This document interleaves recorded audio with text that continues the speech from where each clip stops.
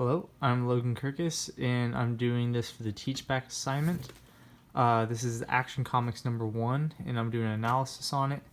And before I start, I just want to say I'm sorry I'm doing this on my phone. I didn't have a microphone, so it's the only thing that could capture my voice. So let's go into it. The overview, I'm going to start with the art analysis, a story analysis, and then my favorite part, and then the conclusion. So the art analysis, I really enjoy the dark parts of it, like how you see on his suit starts off really dark, then it goes up to the blue, and it does that really on all of them. You can kind of tell that it's like an old-timey comic book by this. I haven't seen very many new ones. I'm more accustomed to the old ones, but I mean, I really like that. And me and the person in discussion was talking about how powerful like lines were in these comic books. You can kind of see down here.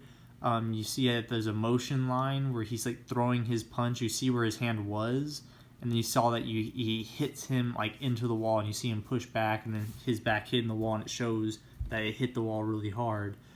And they use that all the time in comic books. And then over here on the right side, you see another use for the lines. You see how the speech bubble has a hard line circle around it, like he's speaking. But there's one that's a dotted line that he's basically what he thinks in his head. Like he's saying Lois don't, but like in his head he's like, good for you, Lois. I thought that was kind of cool, you know. It's just a little thing with lines that kind of say a lot without actually having to explain what it is. And otherwise, if you saw this one, you'd just be like, okay, he's stuck to the wall. But with the lines, it shows that he actually hit him. And with the story analysis, it's very common for in Superman anything. It always bugged me too. Like his alter ego Clark Kent is basically he acts as a wuss, and he just wears glasses, and he doesn't really like portray himself and like really stand up for himself or Lois Lane. You can kind of see in this scene too that he's just like, oh, just let him dance with you and stuff, and that's why Lois like never really likes him, is because he doesn't stand up for himself.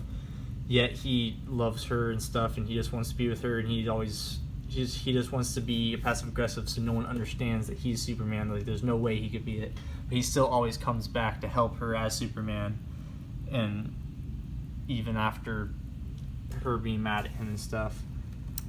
And then my favorite part in this was this little scene. It actually made me laugh really hard. And the guy, when he goes into like the governor's house and he rips off like the metal door, this dude pulls out a gun on Superman. He's like, put that toy away. And he's just like, take one more step and I'll shoot. He shoots Superman. And what happens is the bullet ricochets off of Superman's tough skin. And Superman just points the gun up and is like, this is no time for horseplay. Just like it was nothing. And it made me laugh really hard. It's my favorite part of that little strip. And the conclusion, I didn't really know what to put here besides like just saying like I really enjoyed this comic. I mean, it's like the first one of like one of the best comic book actual places like DC before it was even DC Comics. I just kind of cited the actual like Action Comics thing. I didn't really know what to cite, but it was a really good comic book, and yeah, that was it.